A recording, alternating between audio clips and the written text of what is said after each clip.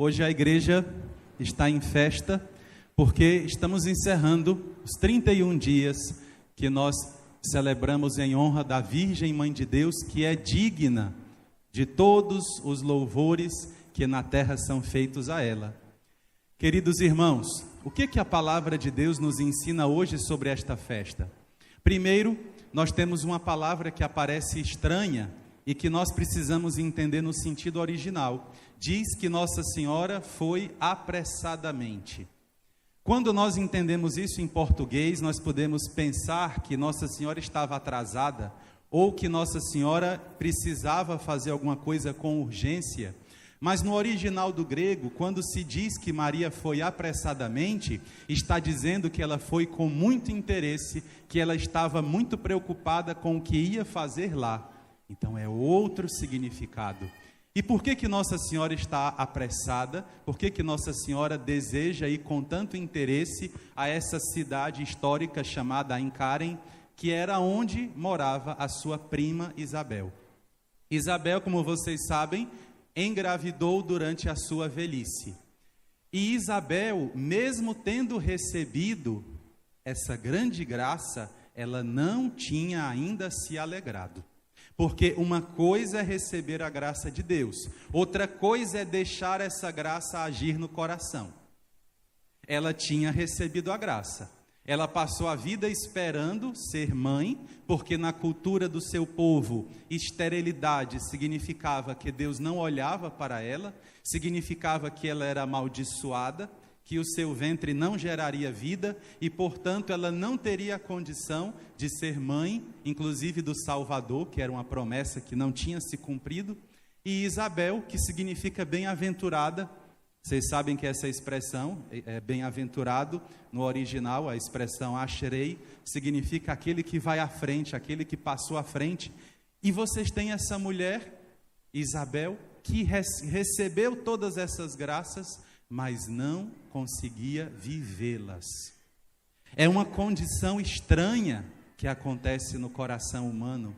Nós recebemos coisas boas, nós recebemos o que pedimos a Deus, mas não nos alegramos. Não somos tomados de alegria. Ou seja, nós recebemos um favor, mas não experimentamos, não nos alegramos com ele.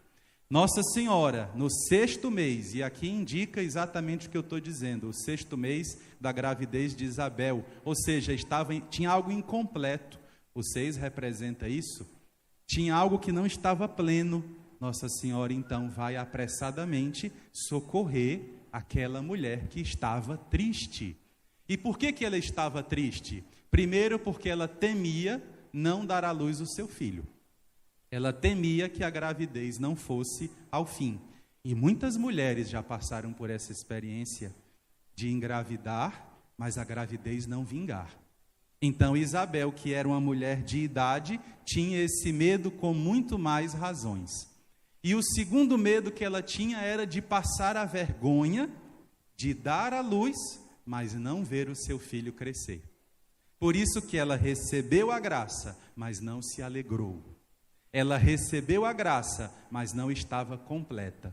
Por isso Nossa Senhora faz esse trajeto até Aincarem, aonde mora a sua prima, aquela que devia estar adiante, aquela que é bem-aventurada, Isabel. Como Nossa Senhora vai apressadamente, Nossa Senhora está levando algo consigo. Ela não está indo para levar a sua presença.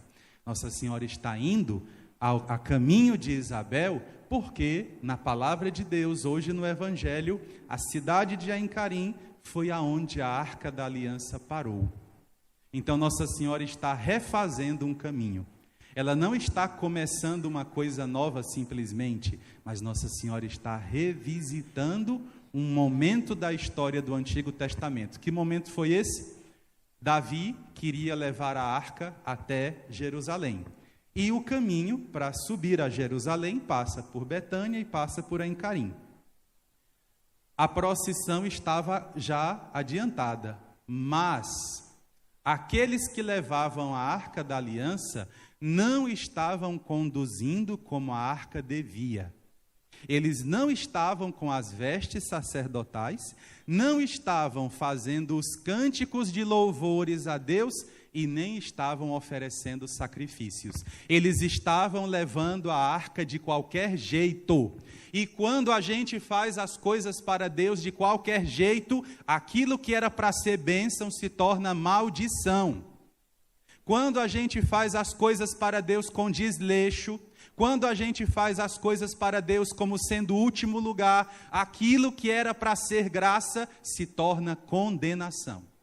E 2 homens, Oza e Aia, estavam ali conduzindo a arca sem a dignidade necessária. E quando você toca uma coisa de Deus sem a dignidade necessária, a sua vida não suporta. Foi o que aconteceu com eles. Oza e Aia, na hora que a arca estava passando por um buraco, até parece os buracos de Fortaleza, estava passando por ali, o carro que levava a arca tombou e a arca ameaçou cair. E Oza e Aia foram segurar a arca e morreram na mesma hora. Padre, Deus está matando as pessoas? Eu já expliquei agora. É preciso você estar revestido de Deus para fazer uma coisa para Deus. É preciso você estar revestido do sagrado para poder você agradar a Deus. É por isso que Nossa Senhora, quando recebe Jesus no seu ventre, ela não se consome, ela não se acaba, ela é digna de carregar Jesus no seu ventre. Se Nossa Senhora fosse uma mulher qualquer, como tantos querem dizer porque não conhecem a Bíblia, Nossa Senhora teria se desfeito na hora que Jesus chegou na vida dela. Mas como ela foi preparada por Deus, como ela é cheia da graça, revestida da graça por dentro e por fora, ela acolheu Jesus e se tornou a arca da aliança. E ela agora está refazendo esse caminho. Padre, e o que aconteceu na primeira história? Na hora que Asa e Aia morreram, o que Davi fez? Davi pensou assim, pronto, acabou o meu templo. Não posso levar essa arca para lá, senão vai matar todo mundo, o povo vai ficar com medo da arca. E aí, olha a ideia de Davi, como ele era astucioso, viu? Davi não era gente tão boa assim, não. Davi pensou assim, vamos parar em Ain-Carim, meio do caminho, e lá parece que tem um homem chamado Obed, que significa escravo na língua deles. Esse homem era da linhagem de Golias, inimigo de Davi, e este homem vivia à beira do caminho, ou seja, ele já estava todo desgraçado, então bota ele para segurar a arca. Se ele morrer, morreu. E aí fazem isso. Só que Obed não morre. Pelo contrário, Obed é que vai conduzir a arca e vai levar a arca até a casa de Davi. E quando Davi vê a procissão da arca continuando, as palavras de Davi são: eu não mereço que a arca do meu Senhor venha me visitar. Então, aquele homem que antes era cheio de tristeza e de castigo, Obed, depois, segundo o livro do profeta Samuel, ele vai se tornar um levita. Ele vai se tornar alguém que vai cantar na casa de Deus. Porque, como Deus olhou para ele, como Deus olhou para a humildade dele, Deus não o castigou. Com essa história, Nossa Senhora representa, Nossa Senhora está revivendo essa história. Ela agora é a arca da aliança, que está levando não apenas o cajado de Arão, o pão do maná ou as tábuas da lei, mas ela está levando o Cristo Filho de Deus, aquele que vai transformar a cruz, galho seco, em árvore da vida, aquele que é o pão da vida e aquele que é a lei verdadeira. E quando Nossa Senhora chega até a casa de Isabel em Ain-Carim, acontece a mesma coisa que aconteceu no Antigo Testamento. Quando a arca chegou, Davi dançou para a arca de Deus. Quando a arca chega, quando Nossa Senhora chega na casa de Isabel, qual é a reação da criança? A criança pulou de alegria. O que é um pulo de alegria? É um sinônimo de dança. Ela dançou, aquela criança, aquele filho de Isabel, João Batista, dança na presença da nova arca. E por que Nossa Senhora tem tanta relação com essa arca, padre? Porque a arca tem duas características que só Nossa Senhora possui. A arca, que era feita de acácia, é uma madeira densa, é uma madeira dura, é uma madeira rígida, que não permite que os animais penetrem nela. Não permite que os fungos e as bactérias penetrem nela. Nossa Senhora é aquela que está construída por Deus, densa, firme, e não deixa que o pecado chegue no coração dela. Por isso que o anjo, quando aparece para ela, diz o quê? Ave cheia de graça. O que é algo cheio da graça? É que não foi desperdiçada nenhuma graça que Deus deu para ela. Isso é tão bonito que eu não me canso de repetir toda vez que leio esse texto. Cada graça que Nossa Senhora recebia, ela guardava, ela continha essa graça, ela absorvia, e como a sua madeira, como a sua alma é de acácia, é firme, não deixa a graça se esvair, cada graça que ela recebia, ela se dilatava. Por isso que o anjo, quando olha para ela, diz: Deus te salve, cheia da graça. Padre, e por que mais que Nossa Senhora aparece com a arca? Porque a arca era coberta de ouro. O ouro, que é uma das substâncias, um dos metais que relembra a glória de Deus. Algo que é irrepetível, uma cor que é irrepetível.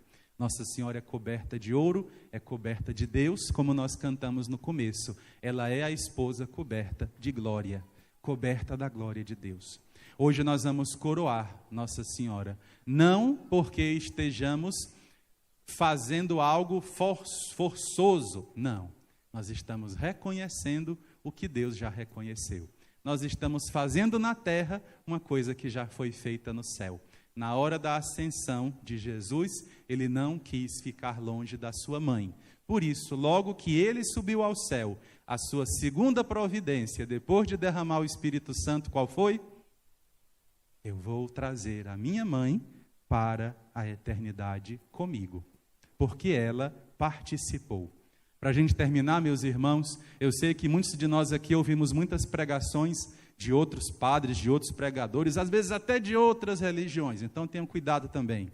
E a gente escuta muitas pessoas dizendo: por que Nossa Senhora e a igreja são tratadas como a mesma coisa?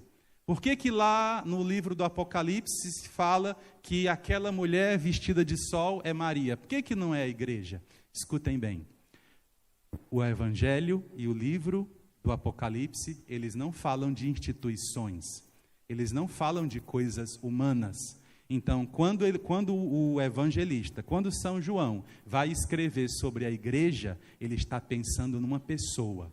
Assim como quando ele vai pensar em Deus, ele pensa em Jesus Cristo. Assim como quando vai pensar no anticristo, pensa em Nero, ele identifica como Nero.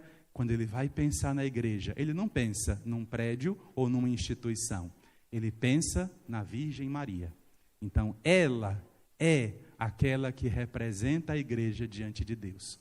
E ao coroarmos Nossa Senhora, nós estamos coroando toda a igreja, a esposa de Cristo. E que nela, em Nossa Senhora, tudo se realize, assim como Deus pôde fazer nela, também faça em nossas vidas, e que ela venha nos visitar, e que nós possamos dançar com João Batista na presença da nova Arca da Aliança. Ou seja, que nós possamos viver a alegria que vem do Evangelho, a alegria da salvação. Amém? Olha para quem está ao teu lado e vê se essa pessoa está alegre, vê se essa pessoa vive a alegria da fé. Quem tem fé não pode ser triste, quem tem fé não pode estar doente, quem tem fé está vivo. Então vamos viver essa alegria juntos, vamos ficar em pé, meus irmãos.